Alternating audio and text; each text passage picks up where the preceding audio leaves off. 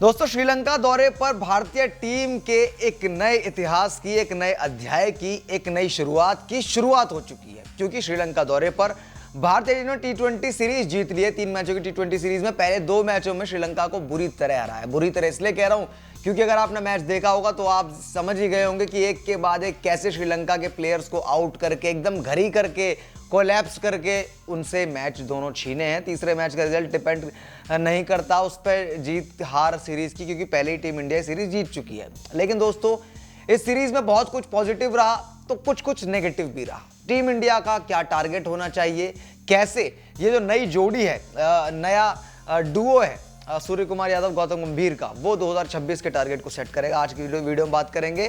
सबसे पहले positive points की बात कर लेते हैं। दोस्तों, श्रीलंका के दौरे पर हमें एक नई सलामी जोड़ी के रूप में शुभमन गिल और यशस्वी जायसवाल दे दिए गए। इन दोनों ने पहले मैच में ही 75 रन बना दिए थे पावर प्ले में। पावर प्ले की आखिरी गेंद पर ही जो है शुभमन गिल आउट हो गए थे, लेकिन उससे पहले 75 रन तक बन गए थे। यानी कि ताबड़तोड़ शुरुआत देने के मामले में यशस्वी और शुभमन की जोड़ी एकदम लाजवाब रही। दूसरे मैच में इन्होंने थोड़ा सा एक्सपेरिमेंट करा, संजू सैमसन को लेकर के आ गए, बट संजू सैमसन ओपनिंग पर नहीं चले, वो 0 पर आउट हो गए। लेकिन यशस्वी जायसवाल स्टिल वो 30 रन उन्होंने दूसरे मैच में बनाए। तो ओपनिंग हमारी सॉर्टेड है। बात करें मिडिल ऑर्डर की, तो मिडिल ऑर्डर में सूर्य कुमार यादव, ऋषभ पंत, रियान पराग भी अब आ गए हैं, क्योंकि अच्छा प्रदर्शन कर रहे हैं तो अभी बाहर नहीं जाएंगे, खेलते रहेंगे। सूर्य कुमार, ऋषभ पंत, रियान पराग, ये 3 बड़े नाम आ जाते हैं आपके पास। संजू सैमसन भी अवेलेबल है तो वो अच्छी बात है। इसके अलावा आप जब बाद में जाएंगे, एंड की तरफ जाएंगे, तो रिंकू सिंह आपके पास, हार्दिक पांड्या आपके पास, अक्षर पटेल, 3 ऐसे फिनिशर हैं आपके पास जो आपके मैच को आराम से संभाल सकते हैं उस स्टेज में। तो यानी कि बैटिंग भरपूर है टी20 टीम के पास।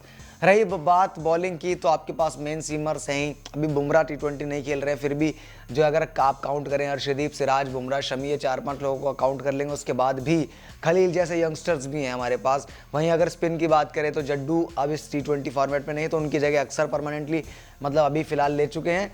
और रवि बिश्नोई, वो भी अपनी जगह यहाँ पे पुख्ता करेंगे। तो बल्लेबाजी से लेके बॉलिंग तक हर एक डिपार्टमेंट टी20 में फुल है। लेकिन इस सीरीज में थोड़ी सी समस्या हमें दिखी। वो समस्या थी अक्षर पटेल का बल्ला उतना बढ़िया नहीं चल रहा जितना बढ़िया पहले चल रहा था, और रिंकू सिंह का वो एंडिंग अप्रोच, वो फिनिशर वाला रोल, उसमें रिंकू सिंह अपने उतने जो है बढ़िया नहीं दिख रहे हैं। 2 मैचों में दूसरे मौका मिला नहीं, पहले मिला था लेकिन उसमें कुछ खास कर नहीं पाए, बोल्ड हो गए थे। लेकिन इसके अलावा टीम इंडिया पूरी बढ़िया लग रही है, और मुझे लगता है 2026 तक अभी बहुत टाइम है।